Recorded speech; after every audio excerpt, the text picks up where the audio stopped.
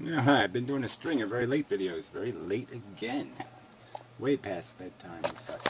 Anyway, this is the new page I post a link to that has just recent videos by whoever I put in the collection, so maybe I'll put 100 people eventually, and their latest video should show up here eventually. It usually shows up after it's an hour old, but I'll change that so it shows up quicker. But sometimes it's better to get them an hour later because then they're fully rendered and not as fucked up and there's comments and such. So I don't know, I'll decide. Pyrrho though, I made 2 videos, so we're on the subject of logic again. And he's just butchering the hell out of this subject, in my opinion. So I'll play the first video, maybe parts of the second, we'll see how it goes. But it's just all pretty annoying, patronizing, and irritating. And I don't like it. And he shouldn't be so annoying. And such. So as this discussion of logic has gone on, both Trick and Manham have tried to take the tack that a thing's relationships are inherent qualities.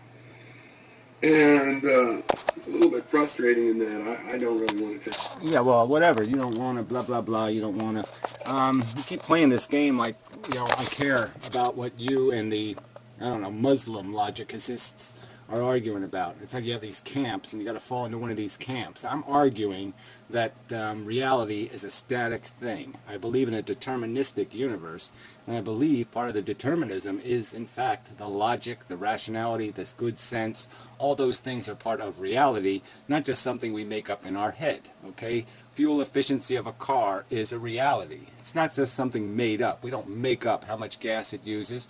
We don't make up the relationship that this one uses more gas, this one uses less gas, and this one uses even less gas to perform a certain amount of mileage traveled. Yeah, that's the argument here, is that the facts are out there for us to discover, and that the facts dictate the logic. Now, on this word relationship, I mean, we've had these conversations before. You know, in my opinion, yes, we are related to everything. We are connected to everything indirectly through these energy forces that hold us together, through the strong and weak nuclear forces, gravity and magnetism. We are essentially connected to everything. Everything is connected to everything through one of those forces. Some of them have no limitation theoretically. The gravity extends forever. It just gets incredibly weak. Alright, where do I want to go from there? Yeah, so it's all about, well, I'll get to the other physics part, but we shouldn't even have to argue physics to argue that it's for the process of what you're attempting to declare. Sometimes it's like, I'll go back to the automobile argument again. When the engine is on, it's a subject matter now of a certain kind, because engine is on. When engine is off, it's now has a different quality, and you can have conversation, or you can discuss what it is and what it's capable of differently depending on whether it's on or whether it's off. Just as I am a 1 for the purpose of an argument or an equation. Let's say we're doing some kind of math. For the purpose of that math, I am a 1. Okay? I'm not connected to the universe. I'm not all this other stuff. I'm just a definable entity, and we're not using all the other detail. That's not relevant to the equation we're trying to process. We're trying to add a quality plus a quality. Not its entirety plus its entirety, but a quality. Fuel efficiency, for example, or some other thing that is a property of me. And we're balancing against the property of some other thing and drawing a conclusion. So we don't need all the other interconnectedness, because all we need to know is it on or is it off? Is the engine running or is the engine not running? Asshole. Time to prove that that's just not the view of classical logic. You guys are trying to claim to use a system, and that's just not how it's set up, because an inherent quality is supposed to be something about the thing that makes it the thing. It's not supposed to be... Well, whatever. Again, like, you want to throw everybody into you're either this camp or that camp, well, forget that crap, okay? I'm not doing that. I'm not playing that, homie. So screw that. I'm telling you that your relationships to other things are part of what you are. Period. Okay? And that the fact that Alpha Centauri is gravitationally pulling on some of my quanta is just a fact. It's a fact of what I am and who I am and how I am. All right? Now, it's not relevant to whether or not I'm too heavy to stand on the head of a pin without the pin shooting right through my foot. Now, it's not relevant to that question, but it is relevant maybe to some other question.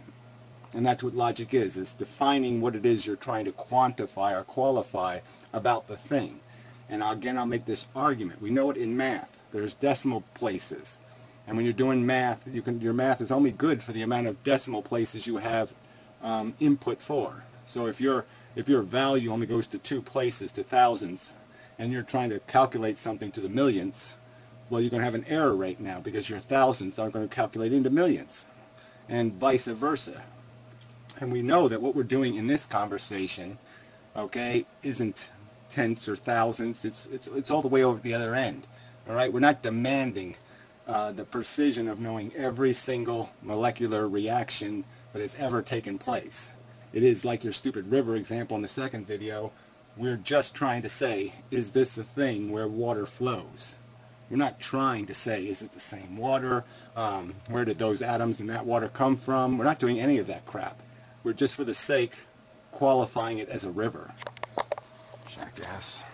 But let's just use a physical example here. You can see how this just doesn't work out. Looking at relationships as inherent qualities is kind of nonsensical. Yeah, fuck you. I mean, you're being so obnoxious and patronizing in the way you're discussing this. It really does just provoke a fuck you. Who made you the god of logic, fucker? It's a distinct thing, a relationship, to some other phenomena. Okay, so for... yeah, well, phenomena, okay, phenomena is part of what something is. It's phenomena, the phenomena it can sense or that can affect it, how it is interacting. Every one of these relationships is part of what something is. Oh, shit. A very physical example, velocity. Velocity is relative, right? No. See, again, you've used this crap word to imply something that it isn't. Okay? Velocity is absolute. Okay? What isn't absolute, all right, is your position. Okay? That's what's changing. Is position is changing through time. And velocity is dictated essentially by how much of your matter has been committed to the motion. Because I would argue, let's go back to you've heard this before, but let's do it, okay? I'll put this on draft science, and I think it's a good argument.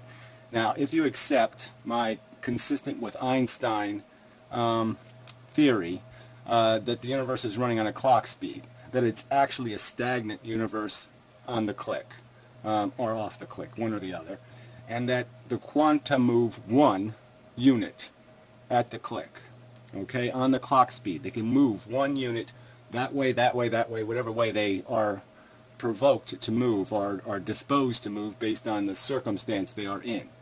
And what's going to dictate, say, the velocity of a body is whether or not all of my quanta are moving in one direction. Then I'm going to go faster in that direction because I won't have quanta that are pulling the opposite way or sideways or some other direction. And so that's where this gets a little complicated. I mean, everything that's happening right here, just like every sound is really a sonic boom, every motion is really matter moving at the speed of light. That's what all of this is. This is all light speed movement, okay, by very small particles within inside of us. None of it is this slow movement. Now that was a light speed. That was light speed, okay, from the perspective of the material inside my hand. It moved at light speed. Every bit of it was moving at light speed. All right? The reason why it only went this fast is because of the light speed's net effect on each other. Because some were trying to go this way, some were trying to go that way, some were trying to go that way, some were trying to go that way. And the net pull on each other through those strong and weak nuclear forces was what we saw as a slow movement. Well, when actually it was a bunch of things moving really, really fast, but in different directions. So there, I've just blown up your whole velocity relativism crap, because what's actually happening is everything has its properties of its own velocity. It doesn't change based on anybody else's perspective. It is still doing exactly what it was doing before. Yeah. Well, anyway, that theory does explain all the additive effects and the non-additive effects. More importantly, the effect that you can't multiply the speed of light, that you can't increase velocity beyond a certain point, and that explains that. Yeah, and I think it does it quite adequately. So it is a property of me, though. It's a property of my molecular structure that's dictating my functionality. But I mean, for the sake of a conversation, we don't have to worry about any of that for any relevant or meaningful conversation, because the only part of us that matters is our interaction with the other sentient creatures. We don't really worry about our interaction with the sun or the moon or some other force, because those interactions will have very little consequence on anything that matters to whether or not I had enough dinner to eat. That question will be answered by a different thing than whether or not I have a relationship to the gravity of the moon. Yeah. Alright, so I'm not going to play in the rest of this because it's all this dumb physics crap. I'll jump ahead a little just to see if there's any hope, but there really isn't any hope. The relationship has a velocity, and it's an actual velocity that the laws of physics are going to react to.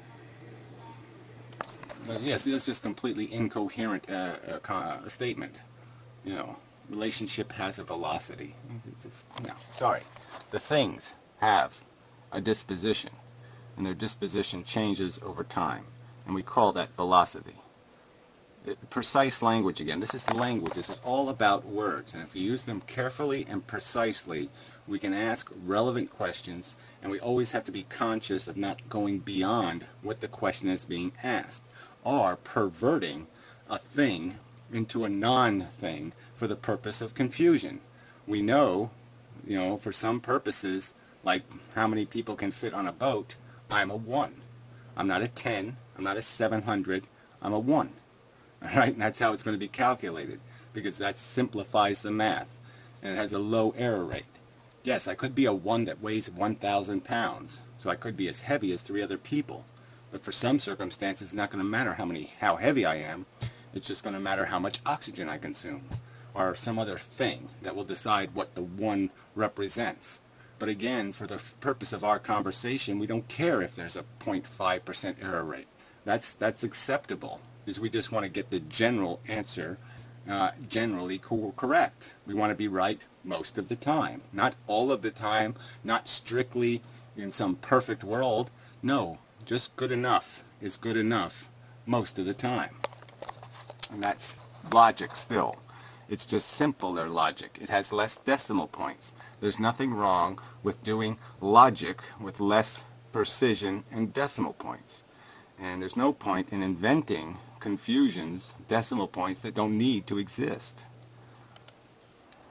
I mean, the point 0.000000000001 effect is quite meaningless in 99.99% of circumstances. When you're going to ask the question, should I cross the road, you don't need rocket science precision to answer the question.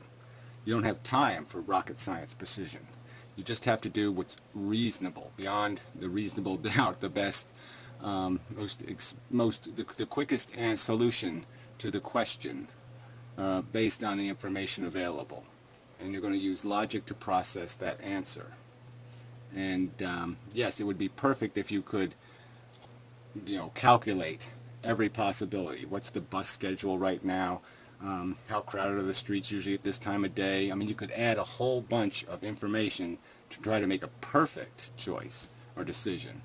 But the logic doesn't demand it. The circumstance won't tolerate it. You just don't have any practicality to do that in life. You can't do, you know, precise logic evaluations, or you'll never do anything. Ascertain if something was in a set because it didn't have deducible qualities. Every permutation of it with every other object in the universe